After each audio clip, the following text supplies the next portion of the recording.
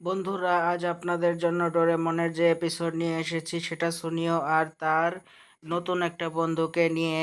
এই এপিসোডে দেখানো হয়েছে যে সুনিও নিজের ফাপড়বাজি স্বভাবের জন্য একদম ফেঁসে যায়। তো এপিসোডটি আপনারা লাস্ট অবধি এনজয় করুন। আর প্লিজ ভিডিওটিকে লাইক আর চ্যানেলটিকে সাবস্ক্রাইব করে আমাকে সাপোর্ট করুন।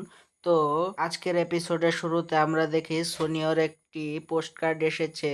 পোস্ট কার্ডে একটা গ্রামের ছবি ছিল। ছবিটা দেখতে দেখতে সোনিয়া কয়েক মাস আগের স্মৃতিতে হারিয়ে যায়। সামার ভ্যাকেশনে সোনিয়রা যখন হোকাইডোতে বেড়াতে গেছিল তখন পথে তারা একটা বেবি ফক্সকে দেখেছিল। বেবি ফক্সটাকে দেখেই সোনিয়রা গাড়ি থেকে নেমে পড়ে। সোনিওর মা তাকে একটা বিস্কিট বের করে দেয় ফক্সটাকে খাওয়ানোর জন্য। সোনিও খুশি হয়ে যখনই ফক্সটাকে বিস্কিট খাওয়াতে যাবে তখনই ঘোড়া ছুটিয়ে তাদের দিকে রীতিমতো দৌড়ে এসে সোনিওর সমবয়সী একটা ছেলে ঘোড়ার শব্দে ভয় পেয়ে বেবি ফক্সটা পালিয়ে যায়। এতে সোনিও রেগে মেগে ছেলেটাকে বকাবকি করতে লাগে। তখন ছেলেটা বলে যে আপনারা নিশ্চয়ই টোকিও থেকে এসেছেন, এসব ফরেস্ট অ্যানিমালদের বাইরের খাবার খাওয়ানো আপনাদের উচিত না। এতে সুনিয়র মা বাবা বেশ লজ্জা পেয়ে ছেলেটাকে সরি বলে।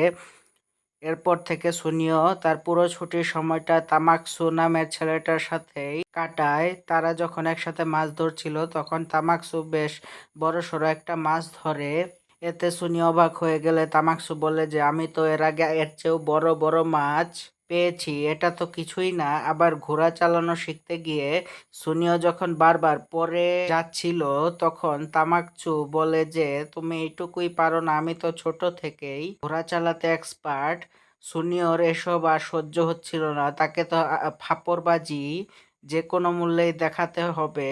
তাই সে নিজে রিমোট কন্ট্রোল প্লেন উড়িয়ে তামাকসুকে দেখায়। এত দারুণ খেলনা দেখে তো তামাকসু হতবাক হয়ে যায়। এরপর দুজনের বন্ধুত্ব আরো গাঢ় হয়ে যায়। সুনিও তার বিছানায় শুয়ে শুয়ে যখনই এসব সুন্দর স্মৃতি নিয়ে ভাবছিল তখনই তার চোখ পড়ে পোস্টকার্ডের পেছনে থাকা লেটারে। তামাকসু আজই সুনিওর সাথে দেখা করতে আসবে বলে জানিয়েছে। একথা শুনে সুনিওর মাথা ঘুরে যায়। সুনিও দৌড়ে তার মায়ের কাছে গিয়ে বাইরে কোথাও ঘুরতে যাওয়ার বায়না করে, কিন্তু সুনিওর মা এক কথায় নিষেধ করে দেয়। তাই সুনিও আর কোনো উপায় না পেয়ে এক বক্স ডোরা কেক নিয়ে নবিতাদের বাসায় হাজির হয়। এতগুলো ডোরা কেকের বাহার দেখে তো ডোরেমন আর নবিতা বুঝতে পারে যে সুনিওর নিশ্চয়ই কোনো বড় মতলব আছে। বেশ কিছুক্ষণ আমতা আমতা করার পর সুনিও তাদের কাছে একটা 3 মিটারের রেডিও কন্ট্রোল হেলিকপ্টার চায়। এমনকি সে নিজের হাতে একটা কার্ডও বানিয়েছিল যেটাই লেখা আছে যে সুনিও বড় কোনো রেডিও কন্ট্রোলড হেলিকপ্টারের এক্সপার্ট। মানে ভাবা যায় ডোরেমন তো তাকে এক কথায় না বলে দেয়। আর সুনিও নিশ্চয়ই কোনো ঘাপলা আছে, তাই ডোরেমন তার সবচেয়ে পছন্দের ডোরা কেককেও ফিরিয়ে দেয়।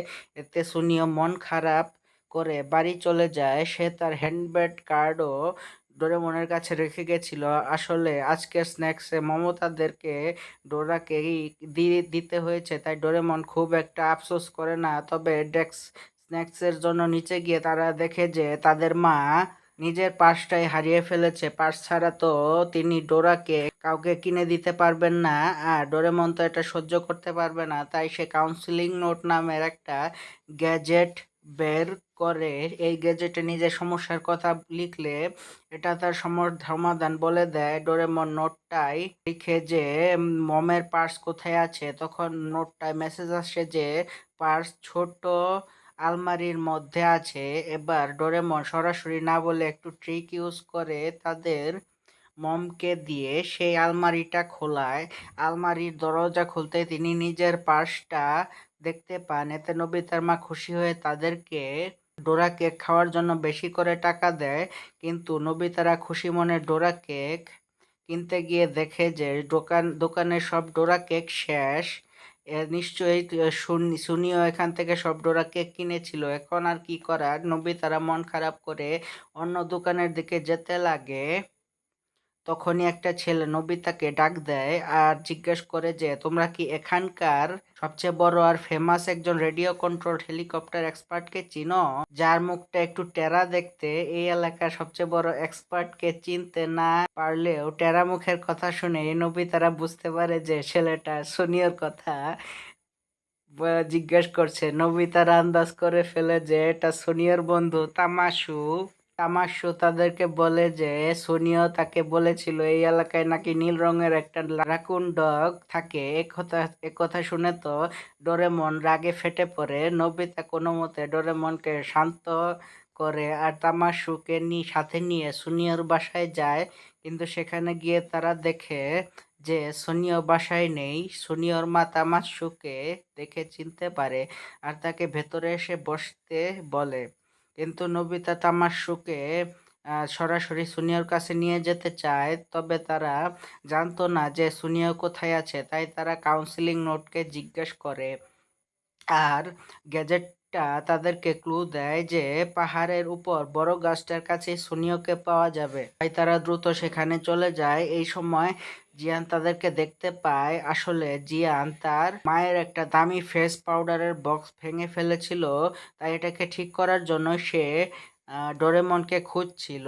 ডোরেমনকে পাহাড়ের দিকে যেতে দেখে জিয়ানও সেখানে চলে যায়। ওইদিকে নোবিতারা পাহাড়ের উপর গিয়ে দেখে যে বড় গাছটার নিচে সুনিও বসে আছে। ডোরেমনকে দেখে সুনিও প্রথমে খুশি হলেও তামাৎসুকে আসতে দেখে সুনিওর গলা শুকিয়ে যায়। সে জোর করে মুখে হাসি এনে তামাকসুকে ওয়েলকাম জানায়। তবে ডোরেমনের চোখ আটকে ছিল সুনিওর সাথে থাকা সেই ডোরা কেকের বক্সটায়। ডোরেমনের অবস্থা দেখে নোবিতা কাউন্সিলিং নোটকে জিজ্ঞেস করে যে কিভাবে ডোরা কেকগুলো পাওয়া যাবে। তখন গ্যাজেটটা তাদের সুনিয়র হেল্প করতে বলে। এবার ডোরেমন আর লোভ সামলাতে না পেরে সুনিয়র হ্যান্ডমেড ভুয়া কার্ডটাকে নিজের গ্যাজেটের সাহায্যে একদম আসলের মতো করে দেয়। তারপর তারা সেটা সুনিয়কে দিতেই সুনিয় যেন হাঁপ ছেড়ে বাঁচে। তারা সুনিয়কে কাউন্সিলিং নোটের ব্যাপারেও সব বলে। এরপর সুনিও কার্ডটা তামাকসুকে দেখায়। এতে তামাকসু বিশ্বাস করে নেয় যে সুনিও আসলেই কোনো এক্সপার্ট।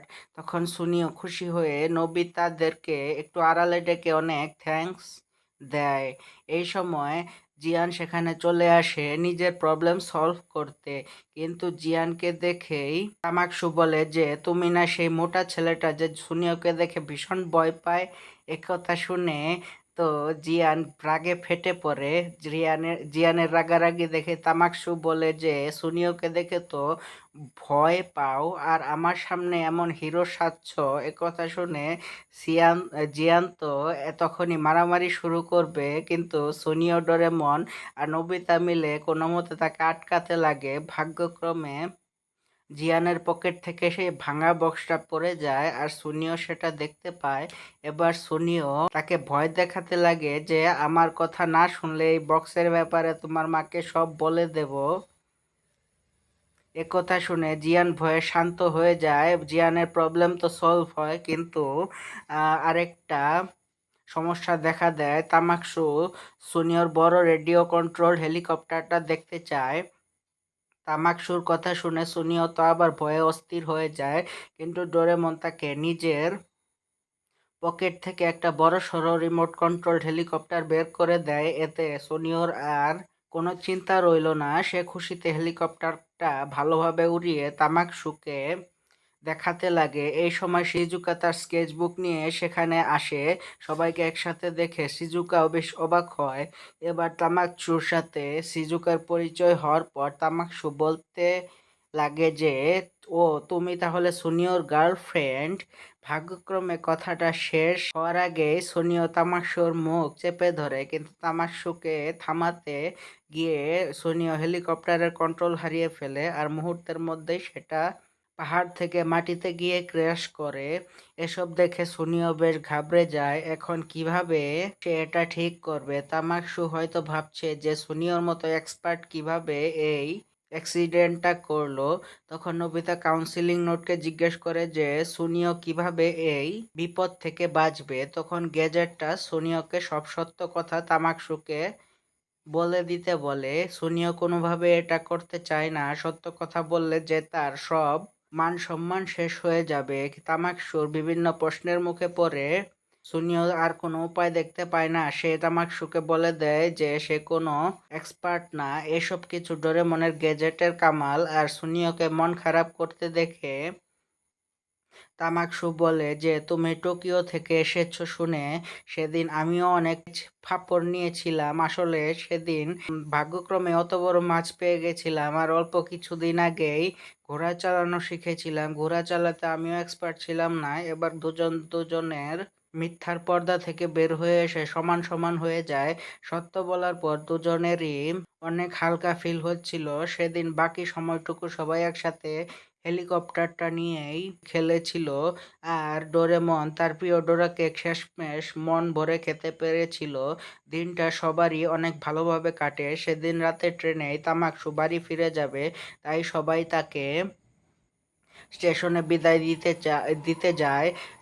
সুনিও আবার স্বভাবদোষে ফাপড়বাজি দেখিয়ে বলতে লাগে যে নেক্সট টাইম আমরা আরো বড় হেলিকপ্টার নিয়ে খেলবো, কিন্তু তার বন্ধুরা এবার তাকে থামিয়ে দেয়। যাই হোক, ট্রেন চালু হলে সুনিও যতটা সম্ভব ট্রেনের পিছু করে। এই সময়গুলোতে তামাকসুর সুনিয়র অনেক ভালো ফ্রেন্ড হয়ে গেছিল। তা সুনিও মনে মনে আশা রাখে যে তামাকসুর সাথে তার আবার দেখা হবে। তো বন্ধুরা, এখানে এই সুন্দর এপিসোডটির এন্ডিং হয়। আপনাদের ভিডিওটি কেমন লাগলো তা আমাকে অবশ্যই কমেন্টে জানাবেন। দেখা হবে পরের ভিডিওতে। Bye bye.